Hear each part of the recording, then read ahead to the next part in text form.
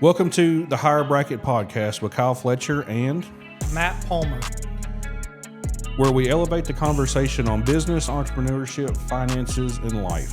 This is your go-to podcast for insightful discussions, expert advice, real stories that inspire growth and success.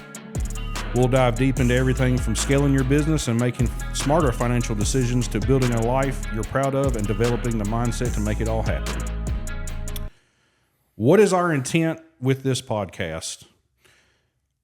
Our number one intent is to help just one person that has the dream of owning their own company.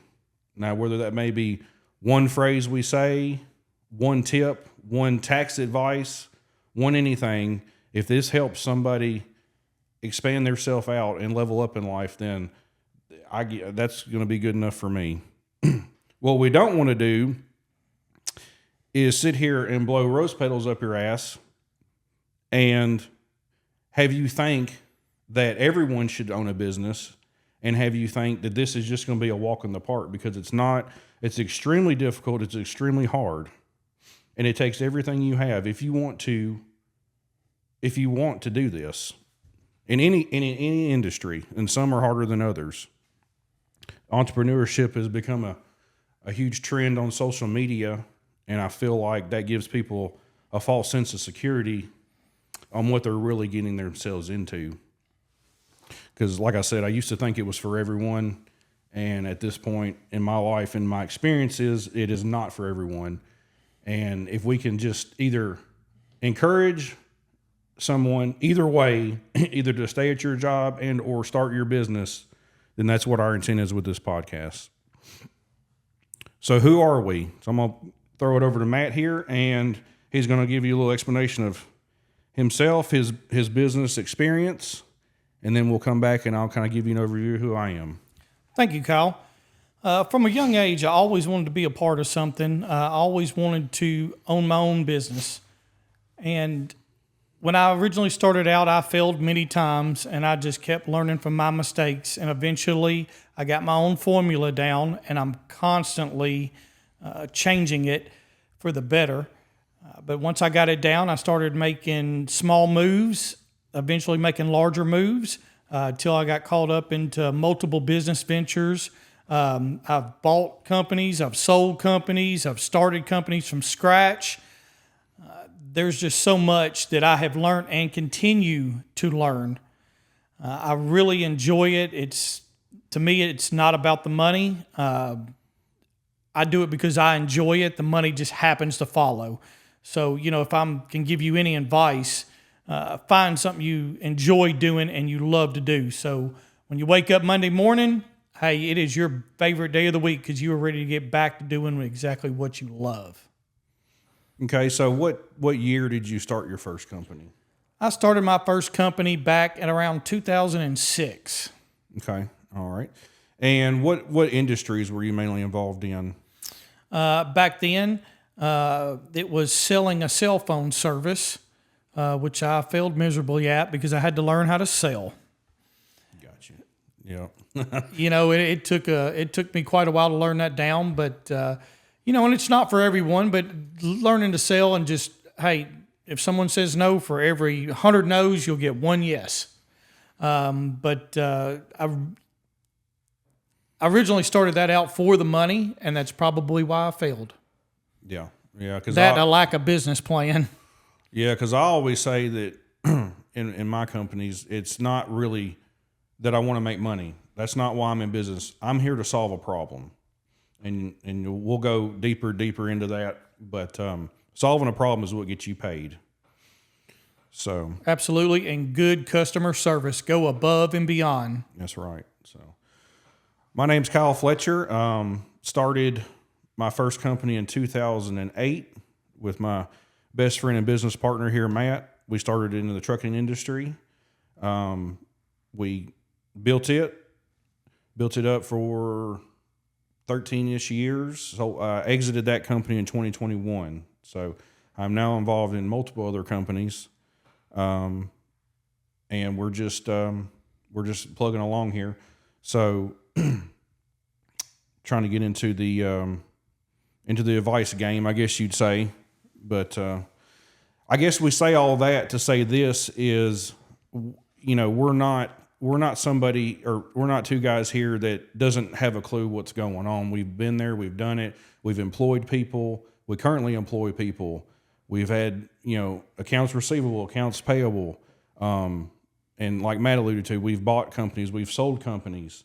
We're not just two guys that want to throw a podcast out there for fame or fortune or anything like that. We just want to help somebody. So that's kind of the gist of myself here. And I guess on this podcast, our main goal for this particular episode is cultivating a business mindset, because in my opinion, if you think you want to start a business, before you pull an LLC, before you open a bank account, before you do anything, you have to know what kind of mindset it takes to do this, because it's not easy.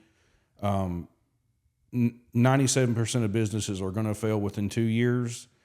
And of those, after 7 years, pretty much all of them are gone. So this is hard. This shit is hard. It is nothing easy about it. But that mindset. So in your opinion, Matt, what is your number one thing that you tell aspiring entrepreneurs? Be ready to sacrifice. You have got to sacrifice. You cannot be living high on the hog and start a business. I mean, you've got to live below your means. Yep. You have absolutely got to cut expenses. I remember when I started my first business, actually, it would have been my second business. I made $1,000 a month and had roommates. And I mean, I lived on rice and beans until I got it up and going, and had to do that for 2 years. After that, instead of taking the money that I was making, I kept rolling it back in. Yep. Yeah, that's what I always tell people. Well, my question to people that come up to ask me about business is, they say, the first thing that I should say, a lot of saying, but the first thing I ask them is, are you willing to decrease your lifestyle? And most of the time, the answer to that is no. How many times do you run across somebody, one day I'm going to do this, or one day I'm going to do that? Well, that day is today. Either you're going to do it or you're not. And if you don't do it by the age of 35 or so, more than likely you're not going to do it. Yeah, because once mortgages roll around, once kids. Now, I'm not saying you can't do this, but what I am saying is, if you're starting from scratch and you've got a wife, you've got family, kids, they're in school, you've got a home mortgage, and you're on the edge at that point, you have really got to ask yourself, am I going to walk in knowing what I'm about to do and tell my wife and children, hey, we're headed to this apartment, or hey, we're headed to this trailer home, because I have a vision, I have a goal, I have a dream, and this is what it's going to take. So I always ask people, are you willing to decrease your lifestyle? Because the more you're willing to sacrifice and decrease your lifestyle, the more and stronger your foundation is going to be when you're building that business from the scratch. Yeah, and the higher likelihood of success is, because it teaches you a lot. It teaches you a lot, and the reinvestment into a small business has to happen. There's no other way around it. It has to happen. Absolutely. I think that I know that it can be scary and it's very uncomfortable to start out a business. That's part of it. But if you can overcome that fear, and then once you get it off the ground, you can look back, hey, what was I so afraid of? That's right. Yep. And another thing that I talk to people a lot about is, when they want to start a company, is can you figure out a way to keep your job while you start this, like while you get it going, because you've got to keep your income coming in somehow. Absolutely. You start part-time and then go from there. And once it sustains what you're making now, you can now devote all that energy and time into that business and really get it off the ground. That's right. And on top of that, sometimes it's kind of industry dependent, because if you want to get into an industry that requires a massive upfront cost, then you've got to figure out a way to pay your bills. You've got to figure out a way to keep house and home. You've got to figure out a way. So if you can keep your job or some sort of supplemental income coming in, the chances of success skyrocket on that front. Absolutely. Another thing that I personally talk to people about is, can you formulate a goal in your head and visualize that goal and do whatever it takes to see that goal through? That goal might take you 15 years. It might take you 20 years. Do you have that capacity to set out to do something and see it all the way through? And take the ups and the downs. Yeah.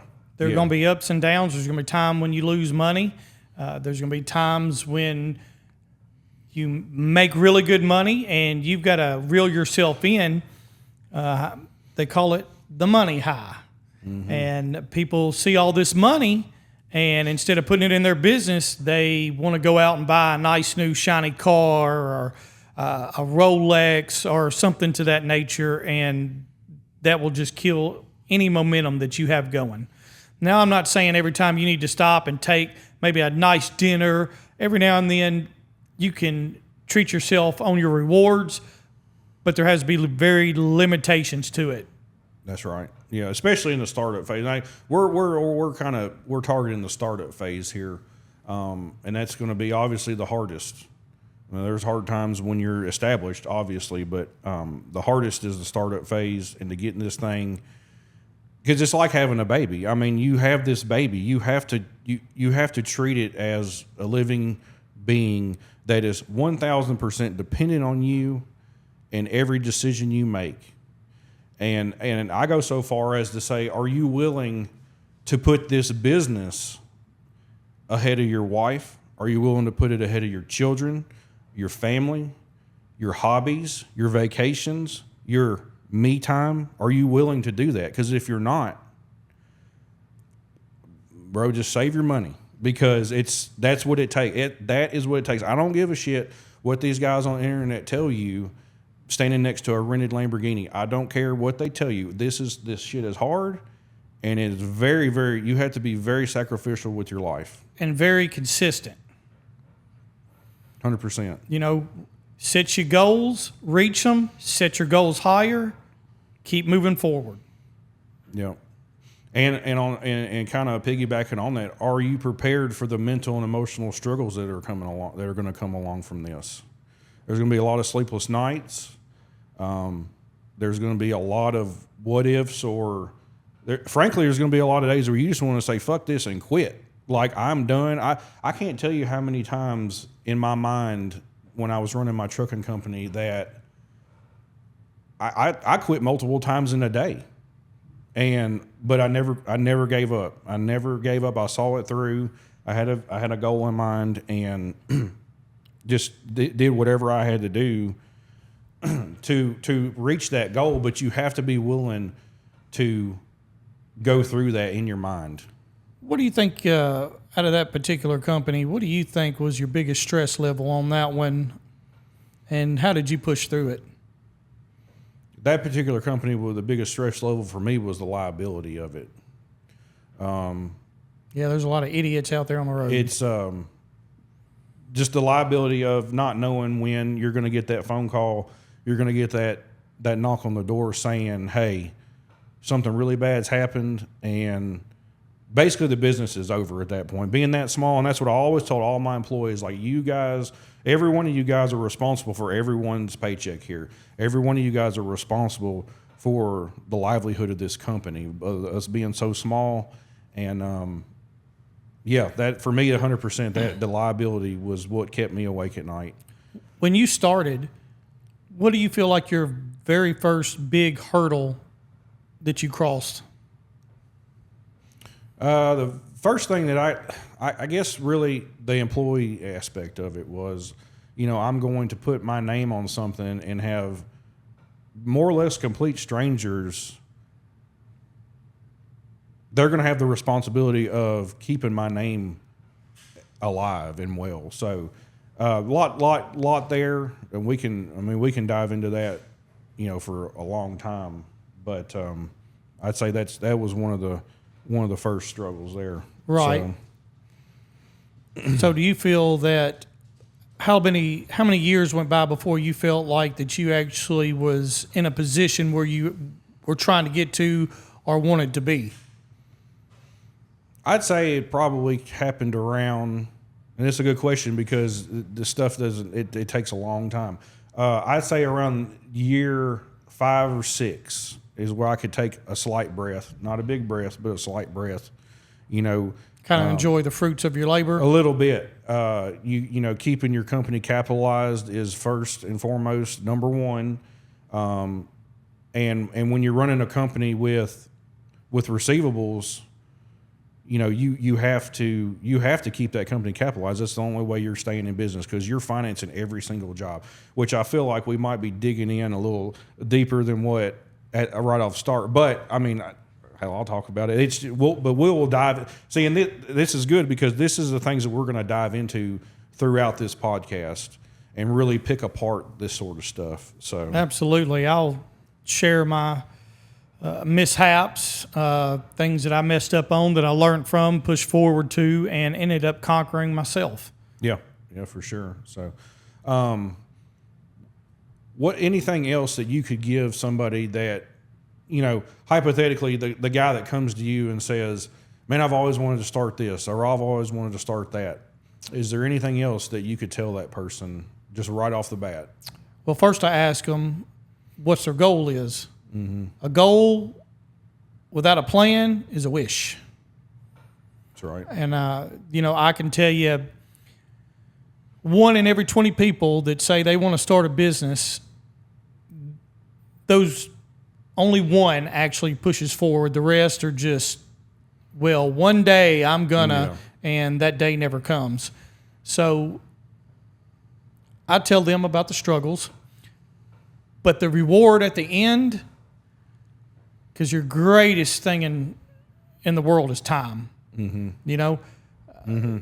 You get to a point where you don't have to work. You don't have to do shit. You could sit on the beach, but you'll find yourself enjoying what you do. So that beach is not as important as sitting on it every day, is more along the lines of, well, I'll get down there when I get down there. I'm having too much fun doing what I'm doing. Yeah, or the option of, the option of, hey, it's 10 o'clock on a Wednesday. I could go down there right now if I wanted to. Right. But I'm choosing to stay here. And we're talking about guys that we've been in business for ourselves for 15 years. And we still would choose the business over just on a whim. I can do that shit in my 70s and 80s. That's right. So, and that kind of, now that we're talking about that, it kind of, it's a good topic because a lot of people that work that 9 to 5 that they, it's a struggle and they're working, they feel like they're working their guts out for somebody else, and the paycheck does not match their efforts.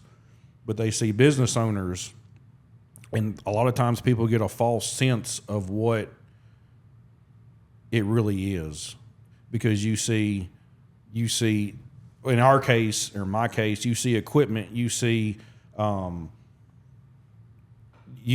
there's just a lot of things there that people can see over, thinking that this is the life that they want, but what they don't understand is it really ain't what it seems, I guess is what I'm trying to say. It's kind of deceiving is what it is. Well, there's a lot of things that are never what they seem. Most people are in debt up to their hind bottom, and